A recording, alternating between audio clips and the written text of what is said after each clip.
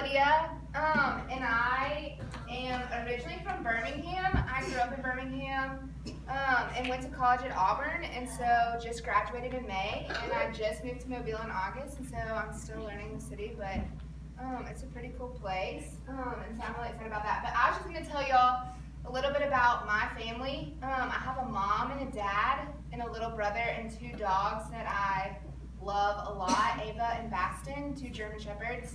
But like I said, I grew up in Birmingham and went to high school there, a big high school where I graduated with 400 other people. But one thing I really loved about growing up was the house that I grew up in. And so this is the house that I grew up in. Another thing about me is I really love driving. And so all growing up, even before I was 16, my parents would let me drive to the stop sign at my street, and then we would switch before we would have to go anywhere special. And so the next picture is a picture of my garage, because I'm going to tell you a story about when I turned 16. So it was my mom parks in this garage, and then me and my dad park in this garage, and I park in front of my dad, and he parks behind me. And so one afternoon, I got home after my dad, and so my dad will park right here where the basketball goal is, and then I would pull in and then pull his car in if I beat him home. And so on this particular day, I come home, I park my car, I'm really excited because Chick-fil-A is upstairs, and I'm going to eat dinner. So I'm just going to pull Dad's car in super fast. And so, I'm going to lower this so that y'all can see. Maybe. I'm so strong. And so I park my car, I go get in my dad's car, but I take it all the way down the street and back up the driveway so that I can cut into the garage. And instead of hitting the brake, I hit the acceleration. And so when I pulled in, I cut it a little bit tight, and I was going way too fast.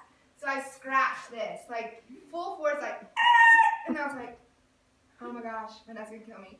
So back up, and it's back and forth. So finally I pull in, I get out, and there's this giant scratch. I'm like, okay, Dad is gonna shoot me, or I'm gonna cry. So I go upstairs, and I'm like, hey, Mom, Dad. I'm like, Mom, where's Dad? She's like, oh, he took the dogs for a walk, so he'll be home later. And I'm like, okay. And she's like, your dinner's on the table, go eat. And I was like, I'm not hungry. And she was like, Chick-fil-A's on the table, I know you're hungry. And I'm like, no, I'm fine, I really don't want Chick-fil-A. And she's like, who are you?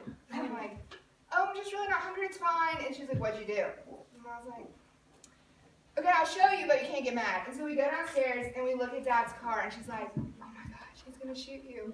And I was like, I'm well aware.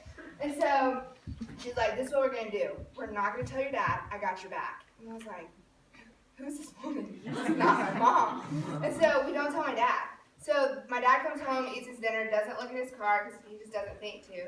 The next day he comes home from work, and he's like, some dingus hit me at work today. And we were like, that's unfortunate. It was they didn't even leave a note or anything. And I'm like, man, that's the worst. So my dad still doesn't know. All because my mom chose to have my back. And so it reminds me of the story in the Bible where Jesus had this woman's back. And so I'm going to read it to you guys. It's out of John chapter 8, and it's verses 2 through 12.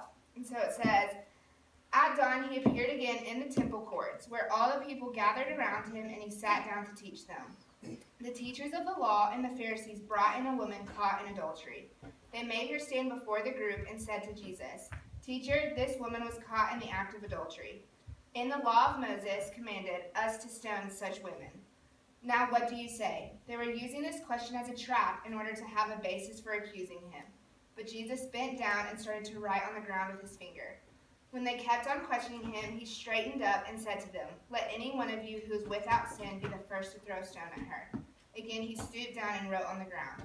At this, those who heard began to go away one at a time, the older ones first, until only Jesus was left, with the woman still standing there. Jesus straightened up and asked her, Woman, where are they? Has no one condemned you? No one, sir, she said. Then neither do I condemn you, Jesus declared. Go on, leave your life of sin.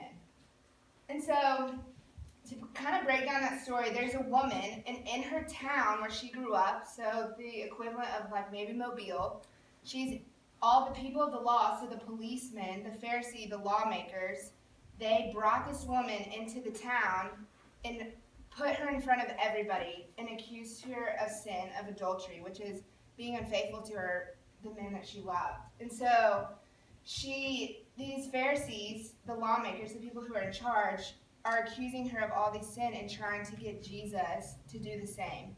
But instead, Jesus has compassion for her and lets her know that what she did isn't necessarily right, but he still loves her anyways. And so we might wonder, like, why did this woman do this? Like, why is she longing for this attention? And it's because she just wanted to be wanted. And so Jesus meets her exactly where she is and says, you want to be wanted, and I want you, and you belong to me. And so in this story, it just is really cool to me because I feel like Jesus is being so compassionate towards this woman. And I Googled because that's what everyone does, and so I Googled the word compassion, the actual definition of compassion, and it says, a sympathetic concern for the sufferings of hurting for others.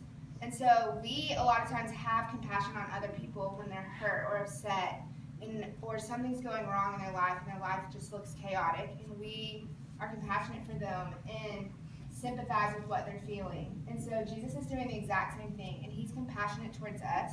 He's compassionate towards every single one of you, no matter what the circumstance might be in your life. He understands, and he wants you to know that you belong to him and that you're worth more to him. And so he shows this woman compassion. So he steps into her circumstance and says, leave your life of sin and follow me. And that's what Jesus calls us to do. Every single day, Jesus asks us that we know our belonging is in him and that he loves us. And Jesus has created us for more, not less. I don't think there's a single day where any of us will wake up and be like, I think I'm worth less today. That just doesn't happen. And so just know that the Lord created you for more and that you are worth more. And so I just want to leave you all with that, to just know that the Lord is compassionate. He understands where you are, and he has sympathy for your circumstances, whether it might be school or parents or friends, just anything that is overwhelming your life. Know that Jesus gets it, and he enters your circumstance and loves you through it. So I'm going to pray for us, and then we can go eat pizza. Dear Jesus, thank you so much for today, and thank you for tonight, Lord. I thank you for Thanksgiving dinner in a blender, and I thank you for trash cans, just trying to shove people into trash cans, Lord. I thank you that you are compassionate for us, Lord, and that you love us, and you tell us we belong.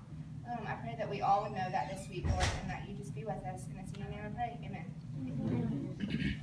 All right, ladies first. Hey, Lydia. Wave.